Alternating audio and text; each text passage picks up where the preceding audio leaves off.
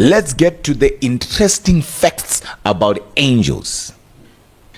In Daniel chapter 10, Gabriel says to Daniel, from the first day you set your thoughts, another version says you set your heart to seek understanding. The answer was given, but for 3 weeks I was detained. So angels can be detained. Now, if they can be detained for 3 weeks, yet the answer was given on the first day, it means angels can be delayed. Sometimes what you consider a delay from God is actually not a delay from God, it's a delay from an angel. And some of you do not know that your answer already left God's hand. Your answer is no longer with God, but your answer is with an angel, and that angel can be detained and that angel can be delayed. Remember, when we are dealing with the ministry of angels, angels have their own realm, or there is a realm called the everlasting realm, and that is the angelic realm. The first realm that we know is the realm of God, and we call it the realm of what? The realm of eternity. And that is because God is not subject to time, right? So eternity means past, present, future, all existing in the now. So that's where God is. He's not subject to time. He does not age. That's why a day is like what? 1,000 years. 1,000 years is like what? A day. So God himself is not affected by time. Million of years before God can be like 10 minutes or even a second. So he lives, he exists in that realm. Now, after the realm of God, which is the realm of eternity, we have the realm of angels. We call it everlasting because angels have a beginning, but angels don't have an end. Angels don't die. They don't have an end. So that angelic realm is right there just after the realm of God. Then we have the realm of men, okay, which is the realm of time, where you and I are.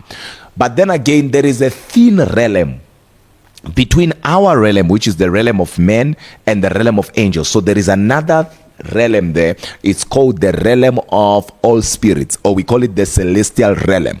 This is where all kinds of warfare take place. That's why Paul says we wrestle not against flesh and blood, but he says principalities, powers, rulers of darkness. He even says spiritual wickedness. Okay, so if you read Ephesians 6 and you read verses 12, you realize that Paul says against, meaning these are different types of entities. He does not put them together in one basket. So these are different entities with different functionalities. So what powers do is not what principalities do. But still we are at war, not fighting against what we see, but fighting against these unseen evil diabolic forces. But he tells us where. He says in the realms of the spirit. But the realms of the spirit he's talking about is not God's realm. It is this realm that is between angelic realm and men realm. It's called the celestial realm. It's the realm of all spirits. That is where spiritual warfare takes place. So every time an angel leaves the realm of angels to come down to where you are, angels will have to pass through that realm, and that is where spiritual warfare happens. So no angel comes down without passing through that realm. It is in that realm that destinies are redirected. It is in that realm that destinies are stolen. It is in that realm that destinies are delayed. It is in that realm that prophecies are suspended. Prophecies are put on hold. God is not a liar, but there are certain prophecies that for them to come to pass, an angel must leave the realm of angels and come to the realm of men to facilitate matters. But until that angel comes, that prophecy will not come to pass, and it will look like the one who prophesied never heard from God, or you did something wrong, yet it was your angel that never showed up.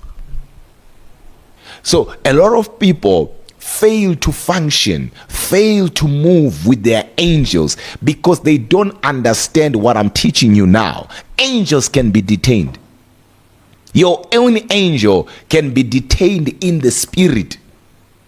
Your own personal angel. And you move in the realm of men without your own personal angel. How do I know that your angel can leave you? The Bible says in the book of Matthew chapter 18, do not look down on these young ones, for their angels present themselves before my Father in heaven. One says, I thought my angel was always with me everywhere I go. Yes, but here's what you need to know. In Acts 12:7, when an angel was released to go and release Peter, the Bible says when Peter knocked at the door, there was a certain damsel named Rhoda who said to the prayer team, Peter is knocking at the door. And the prayer team said what? It is not Peter, but what? His angel. So they believed that Peter is still in prison, but the one knocking is Peter's angel. And they believed that is Peter's angel because the lady said what? I heard his voice. Then they said it's not Peter's voice, but the angel of Peter. Look at the kind of church that God himself was dealing with. A church that was spiritually sensitive. So angels can be detained. Angels can be delayed. Number 3, angels can be arrested in the realms of the spirit. Gabriel is not a regular angel, normal angel, ordinary angel. No, we know him to be an archangel too. We know that he is Gabriel, and El is the name of God, as we know. So he is one of the angels that stands in the presence of God. But the prince of the kingdom of Persia did not care. I mean, he was Gabriel by himself, but the prince of the kingdom of Persia, not for 21 minutes, brothers and sisters, for 21 days, he was dealing with him. Just in case you never read that chapter to finish it, let me help you finish it now. Gabriel did not defeat the prince of the kingdom of Persia to go to Daniel. He actually called for a backup. Don't ask me if he used spiritual 911. I don't know. But all I know, he called for a backup. And he called for a backup. He did not call any angel. He called Michael. Because he knew that if things were to happen, Michael is needed. I can't be dealing with Uriel and Zazael and all these people and Abaddon and all these people. I need Michael right now. Michael to the rescue. Michael did it, and Michael went there. And Gabriel was able to get to Daniel. And listen to what he says to Daniel. He says, as I am talking to you, Michael is still fighting. I will have to go now to help him. I thought Michael would just cut this prince of Persia, and the prince of Persia will surrender at once, and Michael will go up. Even when Gabriel was coming down, there was still war. I wish you could understand what we are talking about. The ministry of angels. This is bigger than what people think. We are at war with unseen forces. Jesus himself said a statement, and this statement baffles me. He said, how can one enter into a strong man's house and plunder his goods? Then another translation says, how can one enter into Satan's house and plunder his goods, except he first bind Satan, then he will plunder his good. Meaning you cannot just come in. There will be war. Expect war. You know, if Satan had the guts, the audacity to start war in heaven, what makes you think he will not start war in your life?